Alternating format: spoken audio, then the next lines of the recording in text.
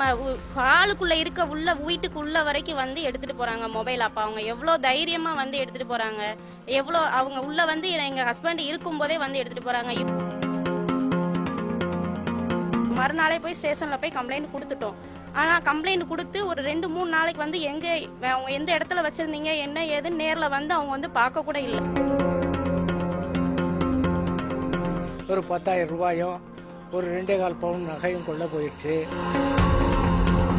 ராஜபாளையம் அருகே நள்ளிரவில் வீட்டில் ஆள் இருக்கும் போதே பல லட்சம் ரூபாய் மதிப்புள்ள பொருட்கள் ரொக்கம் தொடர்ந்து திருடு போவதால் குழந்தைகளுடன் வசிக்க அச்சப்படும் நிலை இருப்பதாக பெண்கள் ஆதங்கம் தெரிவித்துள்ளனர்.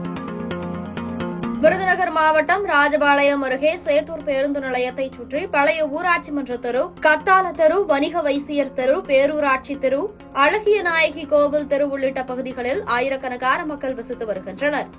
இந்த பகுதிகளில் கடந்த 1 மாதமாக நள்ளிரவு நேரங்களில் தொடர் திருட்டு நடப்பதாக புகார் எழுந்துள்ளது. வீட்டில் ஆள் இருக்கும் போதே துணிச்சலுடன் இறங்கும் இளைஞர்கள் செல்போன், நகை, பணம் என பல்வேறு பொருட்களை திருடிச் செல்வதாக அப்பகுதியைச் சேர்ந்த பெண்கள் ஆதங்கத்துடன் தெரிவித்துள்ளனர்.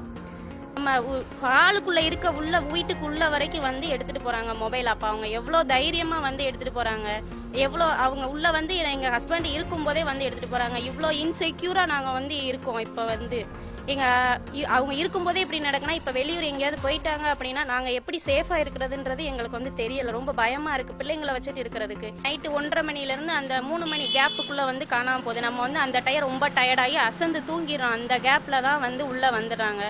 செல்லு 1:30 மணிக்கு நான் பார்த்தேன், 2:30 மணிக்கு என் ஹஸ்பண்ட் எந்திரிச்சு செல்ல தேடுறாங்க, காணும். உடனே போனும் பண்ணி பார்த்தா சுவிட்ச் ஆஃப் ஆயிருச்சு. அப்பகுதியில் கஞ்சா நடமாட்டம் அதிகரித்துள்ளதே தற்போதைய திருட்டு சம்பவங்களுக்கு காரணமாக உள்ளதாகவும் அவர்கள் குற்றம் சாட்டியுள்ளனர். இது கஞ்சா, மது இந்த மாதிரி குடிக்கிறாங்க. குடித்து இளைஞர்கள் ரொம்ப சின்ன பையங்க, படிச்ச பையங்களா இருக்காங்க. அவங்க கூட இந்த வேலையை செய்ய ஆரம்பிச்சிட்டாங்க. போதைக்கு அடிமையான கல்லூரி மாணவர்கள், இளைஞர்கள் பணத்திற்காக திருடர்களாக உருவாகி வருவதாகவும் இதனால் வருங்கால சமுதாயம் குற்றவாளிகளாக மாறி வருவதாகவும் அச்சம் தெரிவித்துள்ளனர். இதுகுறித்து சேத்தூர் காவல் நிலையத்தில் அளிக்கப்பட்ட புகாருக்கு நடவடிக்கை எடுக்காமல் காவல்துறையினரும் வேடிக்கை பார்ப்பதாக அவர்கள் குற்றம் சாட்டியுள்ளனர். மறுநாளே போய் ஸ்டேஷன்ல போய் கம்ப்ளைண்ட் கொடுத்துட்டோம். ஆனா கம்ப்ளைண்ட் கொடுத்து ஒரு 2-3 நாளைக்கு வந்து அவங்க எந்த இடத்துல வச்சிருந்தீங்க என்ன ஏதுன்னு நேர்ல வந்து அவங்க வந்து பார்க்க கூட இல்லை. நாங்க அதுக்கப்புறம் இன்னொரு வீட்லயும் காணாம போயிடுச்சு. இந்த ஏரியாலேயே நிறைய மொபைல் காணாம போயிருக்கு. இப்போ ஒரு 6 மாசத்துக்கு முன்னாடி அந்த எங்க வீட்டுல இருந்து கொஞ்சம் தள்ளி சுத்தி 2-3 நாள் கேப்ல வந்து ஒவ்வொரு வீட்லயும் போனை எடுத்துட்டு போயிருக்காங்க. அவங்களும் கம்ப்ளைண்ட் கொடுத்தாங்க. ஆனா எந்த ஒரு ரெஸ்பான்ஸுமே அவங்க வந்து பண்ணவே இல்லை. சிஎஸ்ஆர் காப்பி கொடுத்துருக்காங்க, நாங்க அதை வாங்கி வச்சிருக்கோம்.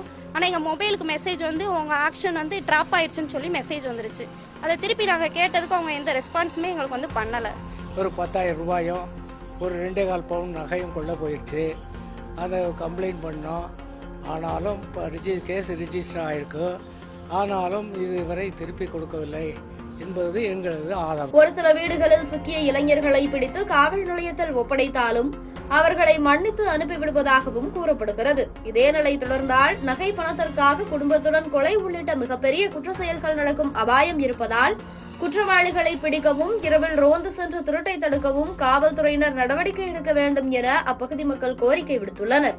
இதுகுறித்து சேத்தூர் ஆய்வாளர் சார்லஸிடம் கேட்டபோது பொதுமக்கள் கொடுத்த புகாருக்கு உரிய நடவடிக்கை எடுக்கப்பட்டு வருகிறது என்றும் திருட்டை தடுக்க தனிப்படைகள் அமைக்கப்பட்டு இரவில் ரோந்து பணிகள் நடந்து வருகிறது என்றும் கூறியுள்ளார்.